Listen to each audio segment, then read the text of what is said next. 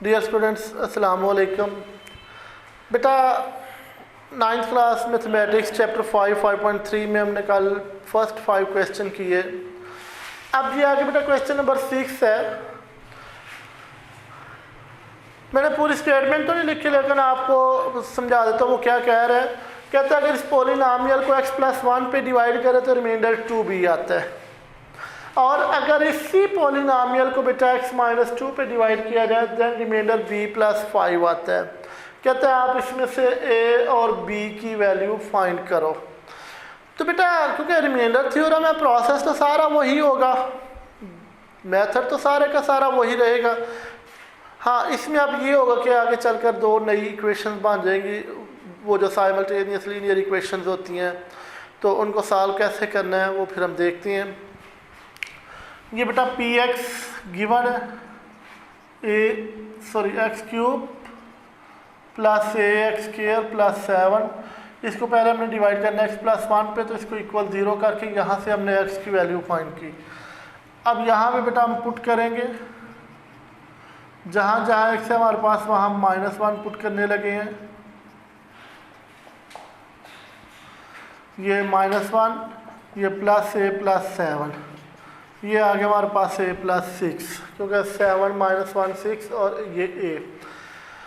अब उसकी कंडीशन ये थी कि अगर हम इसको x+1 पे डिवाइड करें तो रिमाइंडर 2b आना चाहिए। तो बेटा अकॉर्डिंग टू कंडीशन या सवाल की शर्त के मुताबिक a+6 किसके इक्वल आना चाहिए था? 2b के। अब इस 2b को बेटा आप इस तरफ कर ले तो ये आ जाएगा -2b और +6 उधर जाके -6। इसे आप इक्वेशन 1 का नाम दे दें। इसी तरह बेटा अगर इस पोलिनोमियल को x-2 पे डिवाइड करें तो रिमाइंडर b+5 आता है। अब इसको x-2 पे डिवाइड करने लगे। px हमारे पास x³ plus ax² plus 7, x-2 पे डिवाइड करना है, तो बेटा ये x की वैल्यू 2 आ गई, तो यहाँ पुट कर लें x = 2।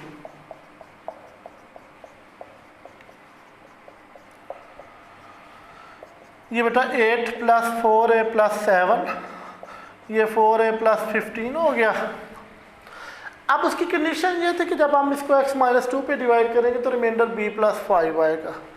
तो फिर इसको यहाँ पे कंडीशन अप्लाई करें।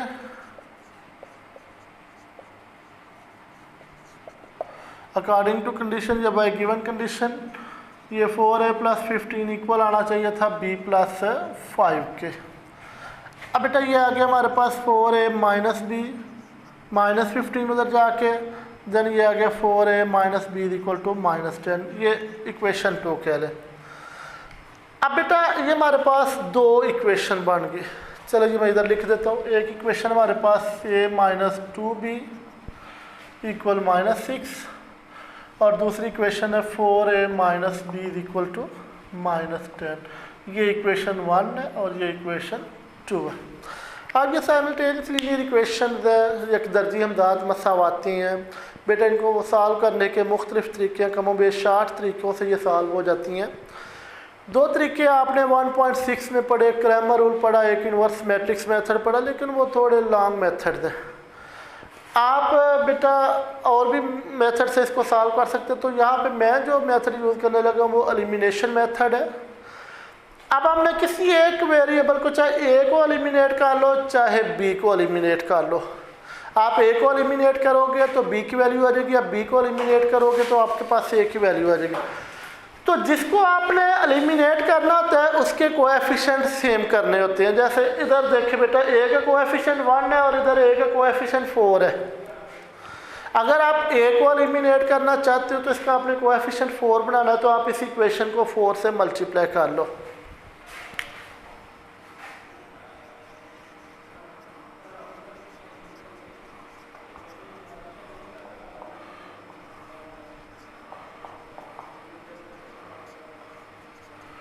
तो बेटा मैं इसको 4 से मल्टीप्लाई करने लगा। 4a - 8b - 24, ये एक नई इक्वेशन बन गई, इक्वेशन 3 में से कह लेता हूँ। अब आप देखो बेटा a के कोएफिशिएंट इक्वेशन 3 और 2 में सेम हो गए। जब सेम कोएफिशिएंट हो जाए तो आप इन दोनों इक्वेशन को सब्ट्रैक्ट कर दें। Bye equation 3 minus equation 4। Urdu medium वाले मसावात नंबर 3 और 4 को तफरीक करने से। तो बेटा ये हमारे पास 4a माइनस 8b माइनस 24 और वो है 4a minus b minus 10। Minus करने का मतलब होता है साइन चेंज हो गया। बेटा ये कैंसिल हो गया, ये माइनस 7b, ये माइनस 14। तो बेटा ये माइनस जो है वो माइनस से cancel, then b is equal to 2। ये हमारे पास b की वैल्यू आ गई। जब हमने a के कोएफिशिएंट सेम कर लिए तो बेटा इन दोनों को सब्ट्रैक्ट किया, a एलिमिनेट हो गया, तो हमारे पास b की वैल्यू आ गई। अब हमें a की वैल्यू चाहिए, तो बेटा ये b की वैल्यू चाहे आप इक्वेशन 1 चाहे इक्वेशन 2 या इक्वेशन 3 जहाँ भी पुट करेंगे आपके पास a की वैल्यू आ जाएगी। तो b is equal to 2 put in equation 1। तो बेटा ये इक्वेशन 1 में मैं b की वैल्यू पुट कर रहा हूँ। ये -4 दूसरी साइड पे जाएगा तो बेटा ये उधर जाकर +4 हो जाएगा, देन a की वैल्यू आ गई हमारे पास -2। ये बेटा हमारे पास a की वैल्यू, ये हमारे पास है b की वैल्यू। बेटा आज के जो हमारे चारों क्वेश्चन है, क्वेश्चन नंबर 6, 7, 8 और 9 सेम कैटेगरी है। कह रहा था कि इसको इस पे डिवाइड करो तो रिमाइंडर 2 भी आता है, और कहता है अगर इसको x-2 पे डिवाइड करो तो b+5 आता है। पे और b की वैल्यू फाइंड करो। बेटा पहले हमने इसको इस पे डिवाइड करके ये एक इक्वेशन बन गई, फिर जब इस पे डिवाइड किया तो ये इक्वेशन बन गई। इस तरह हमारे पास दो साइमल्टेनियस लीनियर इक्वेशंस आ गई। आगे हमने एलिमिनेशन मेथड इस्तेमाल करते हुए a को एलिमिनेट करके b की वैल्यू फाइंड की, फिर बेटा b की वैल्यू पुट करके a की वैल्यू फाइंड। तो बेटा ये क्वेश्चन नंबर 7 सेम टाइप कहता है ये इसका एक फैक्टर x+4। अब यहाँ पे थोड़ी सी वो कंडीशन चेंज कर गया, अब फैक्टर का नाम दिया गया।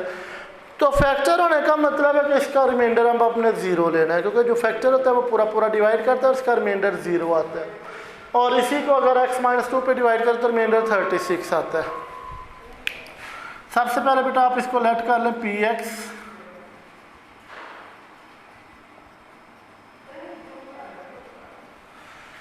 x+4 पे डिवाइड करना है, then x is equal to -4। अब बेटा यहाँ पे आपने पुट कर लेना है x जब -4,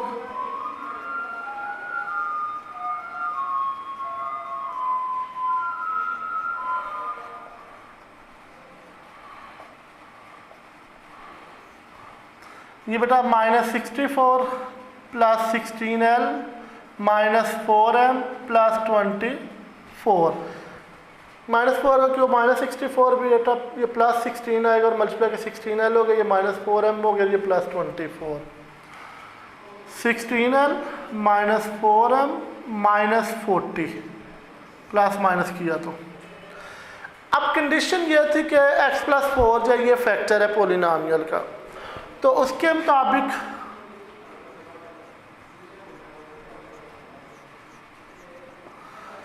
अगर फैक्टर है तो फिर रिमाइंडर 0 होना चाहिए, तो इसको इक्वल 0 किया। बेटा ये -40 उधर जाके +40 हो गया, 4 आप यहाँ से कॉमन ले ले, 4l -m 40, 4 मल्टीप्लाई उधर जाके डिवाइड, देन 10। ये हमारे पास इक्वेशन 1 आ गई, ये हमने एक इक्वेशन बना ली। अब कहता है अगर इसी को आप x-2 पे डिवाइड करो तो रिमाइंडर 36 आता है। अब इसको हम x-2 पे डिवाइड करने लगे हैं। ये बेटा px हमारे पास x³ lx² plus mx plus 24। अब हम इसको डिवाइड करने लगे x-2 पे, then x is equal to 2। तो बेटा यहाँ पुट कर लें आप x की वैल्यू 2,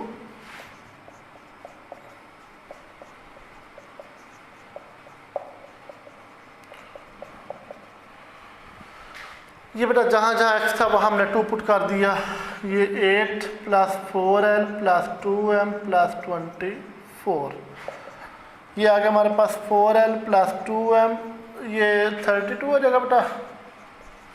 अब कंडीशन थी कि इसका रिमाइंडर 36 आना चाहिए, तो सवाल की शर्त के मुताबिक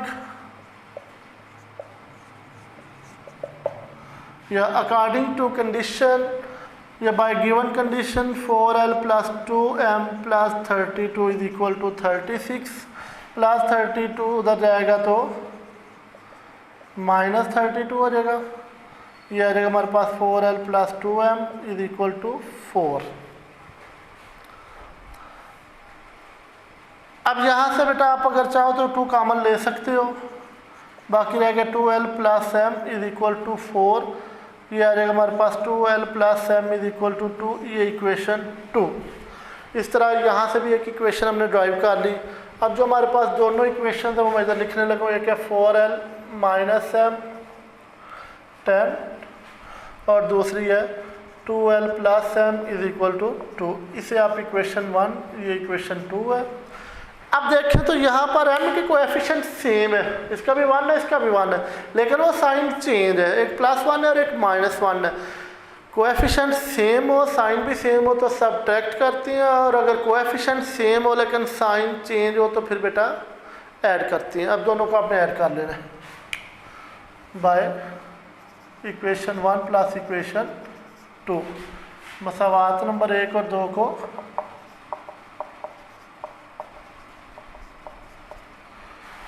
फोर एल माइनस m 10 और 2l plus m is equal to 2, ये बेटा cancel, then 6l is equal to 12 and l is equal to 2।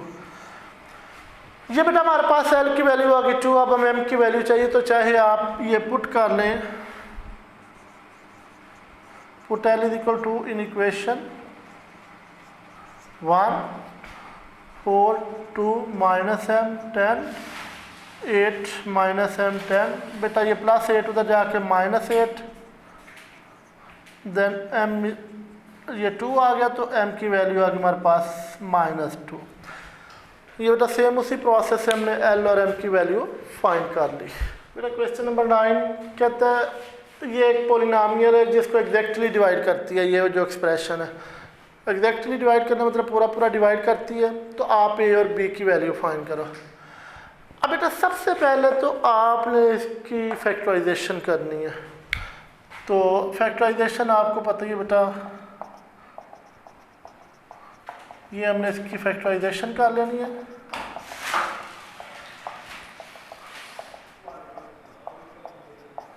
अब इसका मतलब हुआ कि इस पोलिनोमियल के ये दोनों फैक्टर हैं, दोनों फैक्टर होने का मतलब दोनों सूरतों में रिमाइंडर जो है, दोनों सूरतों में रिमाइंडर जो है वो 0 आएगा। पहले इस पे डिवाइड कर लेते हैं, फिर बेटा इस पे डिवाइड कर लेते हैं। इसको आप लेट कर लो px ax³ minus 9x² plus bx plus 3a। पहले बेटा मैं इसको x माइनस 3 पे डिवाइड करने लगा हूँ, तो ये 3 वैल्यू आ गई, यहाँ पे पुट कर लेंगे हम।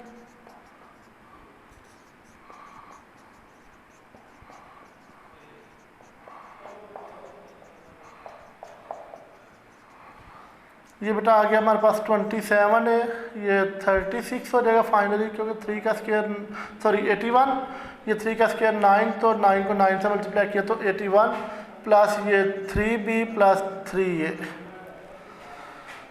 बेटा 27 है और 3a, ये बन जाएगा हमारे पास 30a प्लस 3b माइनस 81। अब क्योंकि ये एग्जैक्टली डिवाइड कर रहा था, पूरा पूरा डिवाइड कर रहा था, ये दोनों फिर इसके फैक्टर है, तो फिर रिमाइंडर 0 आना चाहिए। तो अकॉर्डिंग टू कंडीशन या सवाल की शर्त के मुताबिक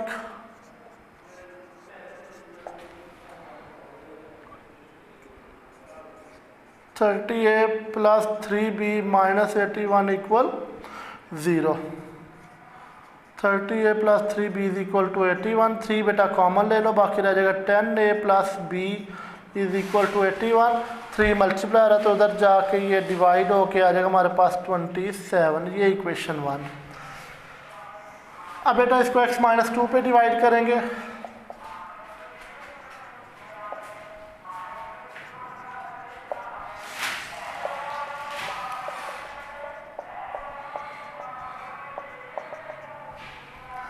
put x is equal to 2,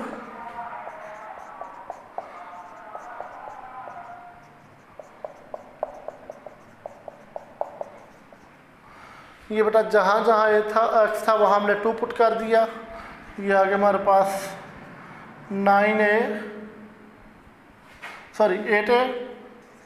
2 का क्यूब 8, तो a minus 36 plus 2b plus 3a। बेटा 8a plus 3a 11a plus 2b minus 36। अब क्योंकि ये भी उसका फैक्टर है तो यहाँ पर भी रिमाइंडर बेटा 0 आएगा।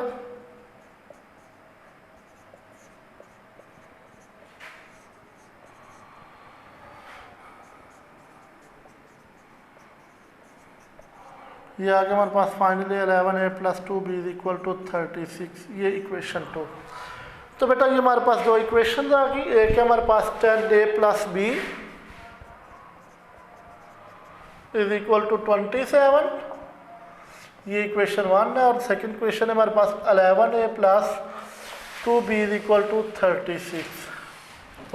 अब फिर वही बात है कि जिसको आपने जिस वेरिएबल को आपने एलिमिनेट करना है उसके कोएफिशिएंट सेम करने हैं, इधर b का 1 है इधर b का 2 है, तो आप इस इक्वेशन को बेटा 2 से मल्टीप्लाई कर लें।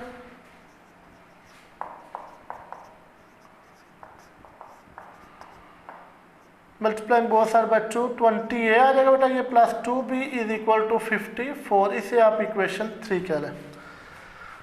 अब दोनों इक्वेशन में b के कोएफिशिएंट सेम हो गया, साइन भी सेम है, तो बेटा जब साइन भी सेम होते हैं तो ऐसी सूरत में आपको पता है सब्ट्रैक्ट किया जाता है। आपने इक्वेशन 2 और 3 को सब्ट्रैक्ट कर लेना है बाय इक्वेशन 3 माइनस इक्वेशन 2।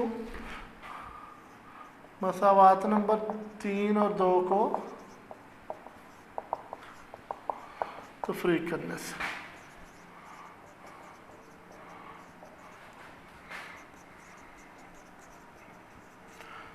ये बेटा साइन चेंज हो गए, ये बाकी रह गया हमारे पास 9 है वो 18, then a is equal to 2। अब a की वैल्यू हमने फाइंड कर लिया बेटा, आप इसे पुट कर लो चाहे 1 में चाहे 2 में, तो आपके पास b की वैल्यू आ जाएगी। Put a is equal to in equation 1 10a plus b is equal to 27। बेटा ये 20 प्लस का तो उधर जाके माइनस का हो जाएगा, then b is equal to 7। तो ये बेटा हमने b की वैल्यू फाइंड कर ली। इस तरह ये हमारी एक्सरसाइज 5.3 जो बेटा वो कंप्लीट। क्वेश्चन नंबर 8 मैंने आपके प्रैक्टिस के लिए छोड़ दिया है, उसकी प्रैक्टिस बेटा आप लोग खुद कर लीजिएगा।